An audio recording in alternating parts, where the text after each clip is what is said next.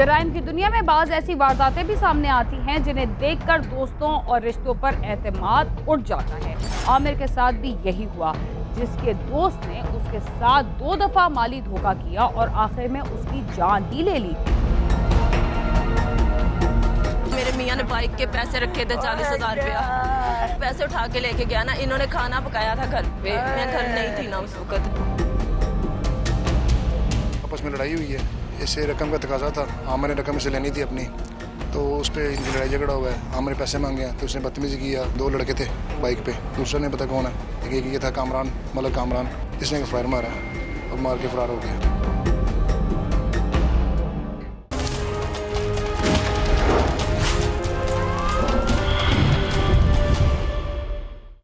मुल्क भर में बच्चों के साथ ज्यादती के वाकयात तसलसल के साथ पेश आए तो समाजी सतह पर सदाए एहतजाज बुलंद हुई और मीडिया ने भी इसके खिलाफ मुहिम का आगाज किया।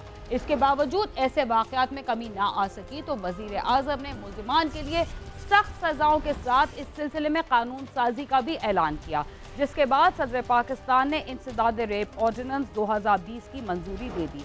इस ऑर्डिनेंस के तहत औरतों और बच्चों के साथ होने वाली ज्यादती के मुकदमात के फैसले 4 माह के अंदर सुना दिए जाएंगे और मुल्क भर में स्पेशल कोर्ट्स भी कायम किए जाएंगे। इस ऑर्डिनेंस के जरिए वजीर आजम क्राइसिस सेल का क़याम भी अमल में लाया जाएगा और नादरा की मदद से कौमी सतह पर जिनसी ज्यादती के मुजरिमान का रजिस्टर तैयार किया जाएगा। इस ऑर्डिनेंस के तहत ज्यादती का शिकार होने वाले अफराद की शनाख्त पर पाबंदी होगी और उसे काबिल सजा जुर्म करार दिया गया है।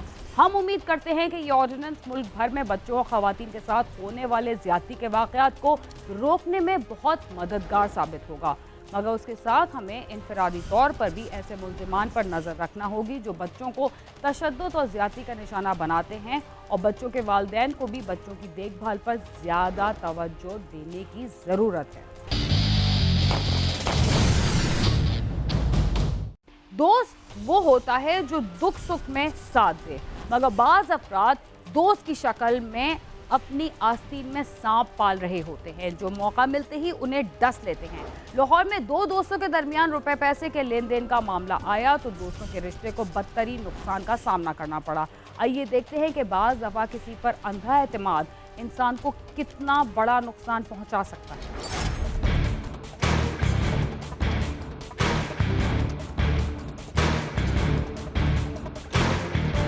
मिस्टर कॉलोनी के इलाके अफशां कॉलोनी में 3 बच्चों के बाप आमिर ने चंद माह कबल एक मकान गिरवी लिया था। वो पेशे के लिहाज से ड्राइवर था। जिंदगी हंसी खुशी गुजर रही थी।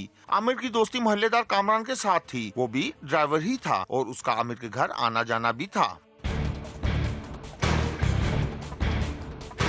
चंद हफ्ते कबल दोनों सैर के लिए शुमाली इलाका जात गए, जहां कामरान से गाड़ी का एक्सीडेंट हो गया, जिससे गाड़ी को नुकसान पहुंचा जो कि वो रेंटे कार से लेकर गया था। कामरान के पास पैसे नहीं थे। उसने आमिर की मिन्नत समाजत की तो आमिर ने 80,000 रुपए लगाकर कार की मरम्मत ये सोचकर करवा दी कि दोस्त है वापस कर देगा।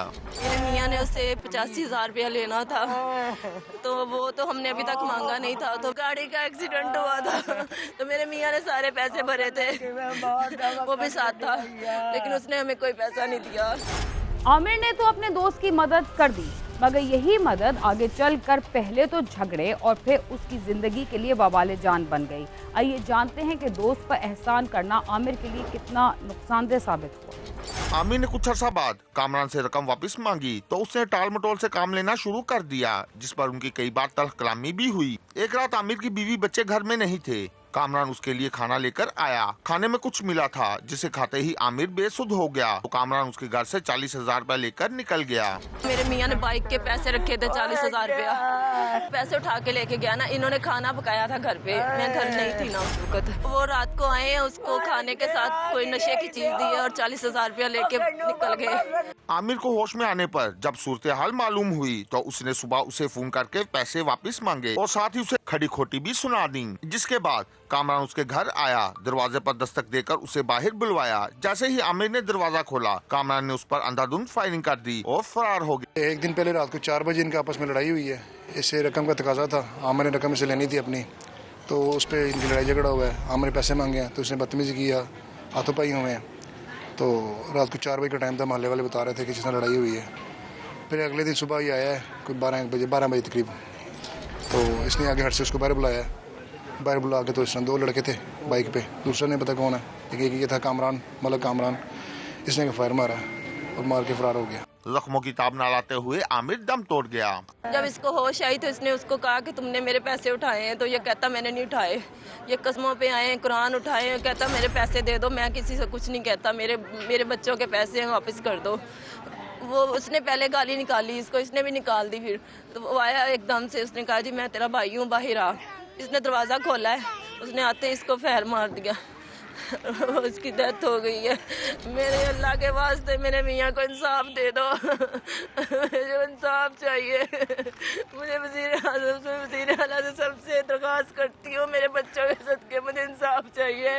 मलक कामरान को मुझे लाके दे दे, मुझे दरख्वास्त देती हूँ। जराइम की दुनिया में बाज़ ऐसी वारदातें भी सामने आती हैं जिन्हें देखकर दोस्तों और रिश्तों पर एतमाद उठ जाता है। आमिर के साथ भी यही हुआ, जिसके दोस्त ने उसके साथ 2 दफ़ा माली धोखा किया और आखिर में उसकी जान ही ले ली। देखते हैं कि आमिर की हलाकत पर उसके बुरसा का क्या कहना है और अब वो क्या मुतालिबा कर रहे हैं।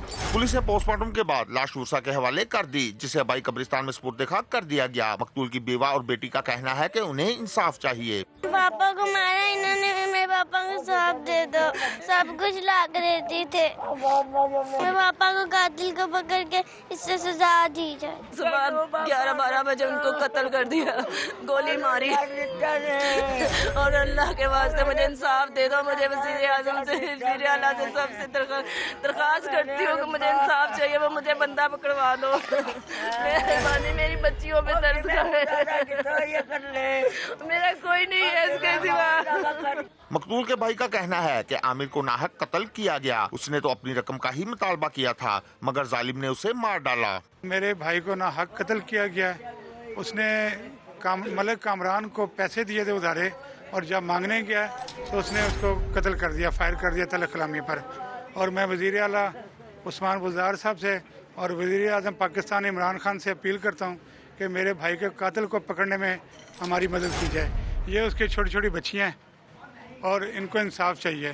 प्लीज़ मैं इनसे अपील करता हूँ कि इनको इंसाफ दिलाएं। हम इंसाफ चाहते हैं, हम इंसाफ चाहते हैं कि कामरान ने जिसने ज़्यादती की है हमारे साथ, नहाते भाई को इसने किया है और जायज़ मकसद पे उसने इसे नाजायज़ मारा है। उसकी रकम वापस करने पे उसने उसको मारा है। ये रकम वापस मांग रहा था तो उसने उसको मारा है। हम इसका इंसाफ चाहते हैं। मकतूल का वर्षा ने वज़ीर आला पंजाब से मुतालबा किया है कि उनकी दादरसी की जाए। मुलजम और उसके साथ मुलविस दीगर अफराद को जल्द अज जल्द गिरफ्तार करके कैफे किरदार तक पहुँचाया जाए। कैमरामैन इशफाक अब्बासी के साथ आमिर शहजाद, समा, लाहौर।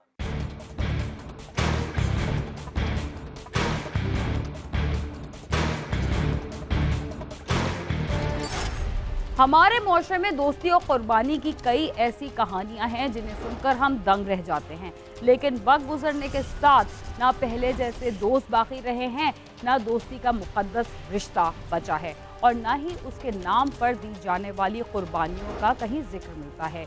बेरहम वक्त ने ना सिर्फ दोस्ती बल्कि रिश्तों की अहमियत को भी ख़त्म कर दिया है और उसके मुकाबले में पैसे रुपए का लालच पहले से कहीं ज़्यादा बढ़ गया है। प्रोग्राम क्राइम सीन में वक्त हुआ एक मुख्तसर से वक्फे का, जिसके बाद हम दोबारा आपके साथ होंगे। तब तक आप समा के साथ ही रहें। हमें इसमें कामयाबी मिली। पहले आपके इल्म में है कि मुल्ज़िम की निशानदही हो गई थी कि कौन इसमें मुलविस है।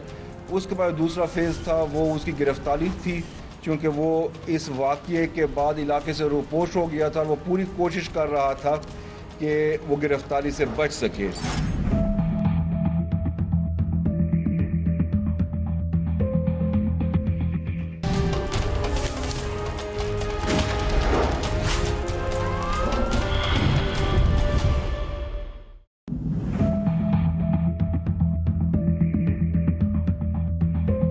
हमें इसमें कामयाबी मिली। पहले आपके इल्म में है कि मुल्ज़िम की निशानदही हो गई थी कि कौन इसमें मुलविस है। उसके बाद दूसरा फेज़ था, वो उसकी गिरफ्तारी थी, क्योंकि वो इस वाक़ये के बाद इलाके से रोपोश हो गया था। वो पूरी कोशिश कर रहा था कि वो गिरफ्तारी से बच सके।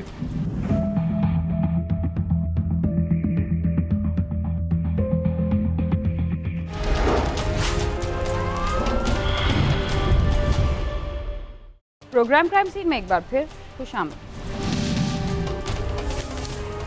बच्चों के साथ ज्यादती के वाकयात अब किसी एक शहर या गांव में नहीं बल्कि मुल्क के कोने कोने में तसलसल के साथ पेश आ रहे हैं। बेरहम इंसान जब अपने गुस्से की इंतहा को पहुंचते हैं तो खुद से इख्तलाफ या दुश्मनी रखने वाले बालिग अफराद के बजाय उनके बच्चों को अपने जुल्म का शिकार बनाते हैं। पिछले दिनों खैबर पख्तूनख्वा के मरकजी शहर पेशावर में भी बच्चों के साथ तशद्दुद के वाकयात पेश आए, मगर उनके माँ बाप सिवाय आंसू बहाने के और कुछ ना कर सके। इसी दौरान बटबेर के इलाके में 7 साल बच्ची के साथ ज्यादती के बाद कत्ल और फिर उसकी लाश को जलाने का अफसोसनाक वाकया भी सामने आया, लेकिन इसमें मुलविस मरकजी मुलजिम को पुलिस गिरफ्तार ना कर सकी। लगभग 1 माह के बाद पुलिस ने इस जालमाना वारदात में मुलविस मुलजिम को गिरफ्तार किया तो अहले इलाका गुस्से से बेकाबू हो गए। आइए देखते हैं कि बदबख्त मुलजिम को पुलिस ने कहां से गिरफ्तार किया और मुश्ताइल हजूम ने अपने गम और गुस्से का इजहार कैसे किया।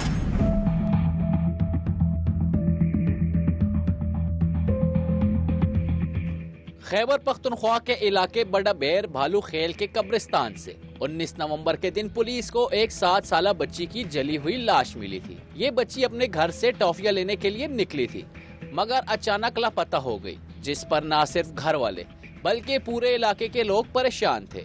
इसके घर वाले सारा दिन इसे तलाश करते रहे। जब बच्ची का कोई सुराग न मिला तो हर तरफ से मायूस होकर उन्होंने मकामी थाने में जाकर इसकी गुमशुदगी का मुकदमा दर्ज करवा दिया। इब्तिदाई तौर पर पुलिस को मुलजिम के बारे में कुछ पता ना चल सका, इसलिए कि वो कहीं बाहर से नहीं आया था और ना ही उसका घर मुतासरा बच्ची के घर से ज्यादा फासले पर था। जब वो गिरफ्तार हुआ तो सब हैरान रह गए। आइए देखते हैं कि मुलजिम कौन था और उसका ताल्लुक कहां से था। लाश मिलने के बाद पुलिस ने पूरे इलाके की प्रोफाइलिंग शुरू कर दी और मशकूक अफराद की गिरफ्तारियां भी की, मगर फौरी तौर पर इसका कोई नतीजा ना निकला। लेकिन कुछ दिनों के बाद पुलिस इस वारदात में मुलविस मरकजी मुलजिम का सुराग लगाने में कामयाब हो गई। मुलजिम की गिरफ्तारी के बाद सब लोग इस वक्त हैरान रह गए जब इन्हें पता चला कि वो कोई और नहीं बल्कि बच्ची का पड़ोसी था और इस दिलखराश वाक़ये के बाद इलाके में रूपोश हो गया था। पुलिस ने मुलजिम को काफी मेहनत से तलाश करने के बाद गिरफ्तार कर लिया। इसमें हमने एक स्पेशल इन्वेस्टिगेशन टीम तश्कील दी थी और उस स्पेशल इन्वेस्टिगेशन टीम की फिर आगे 5 टीम्स थी। इन तमाम टीम्स ने बहुत ही प्रोफेशनली काम किया और अल्लाह का शुक्र है कि हमें इसमें कामयाबी मिली। पहले आपके इल्म में है कि मुलजिम की निशानदही हो गई थी कि कौन इसमें मुलविस है। उसके बाद दूसरा फेज़ था वो उसकी गिरफ्तारी थी, क्योंकि वो इस वाक़ये के बाद इलाके से रूपोश हो गया था। वो पूरी कोशिश कर रहा था कि वो गिरफ्तारी से बच सके। इसमें बहुत अच्छी एफर्ट्स के बाद उसको गिरफ्तार किया गया खैबर के इलाके से। अभी वो पुलिस की हिरासत में है। पुलिस के मुताबिक मरकजी मुलजिम ने बच्ची को अगवा करने के बाद इसकी लाश इसलिए जलाई थी ताकि इसके जुर्म के तमाम शवाहिद खत्म हो जाए। पुलिस ने मुलजिम की मदद करने वालों को भी गिरफ्तार करके इनके खिलाफ मुकदमा दर्ज करने का नियत दे दिया है। बड़े लोगों को हमने एग्जामिन किया, इंटेरोगेट किया, आखिर पहुंचे और इसमें अगर कोई भी इसके सहूलतकार हैं जो कि इसको क्राइम को हार्बर करने के लिए, इसकी गिरफ्तारी से बचाने के लिए, तो उन सबको शामिल तफ्तीश भी की जाएगी, गिरफ्तार भी किया जाएगा। दरिंदा सिफ्त मुलजिम ने गिरफ्तारी के बाद पुलिस के सामने अपने जुर्म का एतराफ करते हुए इसे पकड़े जाने का डर था, जिसकी वजह से इसने बच्ची को कत्ल करने के बाद इसकी लाश को आग लगा दी। मेरे हाथों बच्ची का कत्ल हो गया, मुझसे बड़ी गलती हो गई। मैं लाश मोटरसाइकिल पर रखकर कब्रिस्तान ले गया और वहां उसे आग लगा दी। मुलजिम ने न सिर्फ बच्ची को अगवा किया बल्कि उसके साथ ज्यादती भी की और उसके बाद उसकी लाश को भी जला दिया। उसने पुलिस के सामने इसका एतराफ़ किया तो अहले इलाका गुस्से से बेकाबू हो गए। आइए देखते हैं इस मौके पर उन्होंने अपने गुस्से का इजहार कैसे किया। मुलजिम की गिरफ्तारी के बाद बहुत सारे लोग इसके घर के सामने जमा हो गए और मुश्तइल हजूम ने इसके घर पर धावा बोल दिया। इस दौरान मुश्तइल अफराद ने मुलजिम का घर गिराने के बाद नजर आतिश भी कर दिया और हुकूमत से मुतालबा किया कि मुलजिम को सख्त से सख्त सजा दी जाए।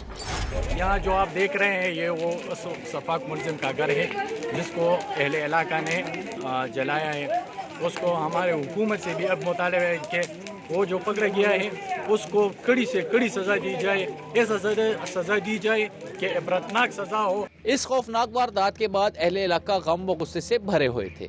मकामी समाजी कारकुन का कहना है कि हुकूमत बच्चों के साथ ज्यादती करने वाले मुजरिमों के खिलाफ सख्त कानून साजी करके इन्हें इबरतनाक सजा दे ताकि ऐसे वाक़यात माशरे से ख़त्म हो सकें। जनरेशन गैप ख़त्म करने की बहुत ज़्यादा ज़रूरत है। इसके साथ साथ अगर हम देखें तो हमारे पास चाइल्ड प्रोटेक्शन और चाइल्ड वेलफेयर के हवाले से एक लेजिस्लेशन खैबर पख्तूनख्वा में है, लेकिन उसकी भी इम्प्लीमेंटेशन को देखें तो चाइल्ड प्रोटेक्शन यूनिट्स का ना होना एक बहुत बड़ा अलमिया है हमारे पास खैबर पख्तूनख्वा में कि वो चाइल्ड प्रोटेक्शन यूनिट्स जो हैं अभी तक वो फाल नहीं हो सके। तो इन चीज़ों पर मेरे ख्याल से काम करने की ज़रूरत है, तभी हम ये मुमकिन बना सकते हैं कि चाइल्ड सेक्शुअल एब्यूज़ में कमी आए और उसका खात्मा किया जा सके। मुल्क के दूसरे हिस्सों की तरह खैबर पख्तूनख्वा में भी बच्चों के साथ तशद्दुद और ज्यादती की कई वारदातें पेश आ चुकी हैं। इस वारदात में मुलविस मुलजिम ने बच्ची को कत्ल करके इसकी लाश जलाने का इतराफ़ जुर्म अदालत में कर लिया, जिसके बाद इसे जुडिशल रिमांड पर पेशावर सेंट्रल जेल मुंतकिल कर दिया गया है।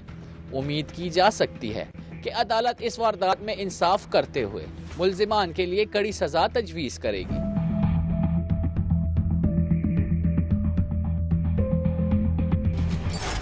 कुछ अर्सा कबल जब वालिदैन किसी काम से कहीं जाते थे तो अपने बच्चों की हिफाजत के लिए उन्हें पड़ोसियों के घर में छोड़ जाते थे और पड़ोसी भी अपने बच्चों की तरह उनका ख्याल रखते थे।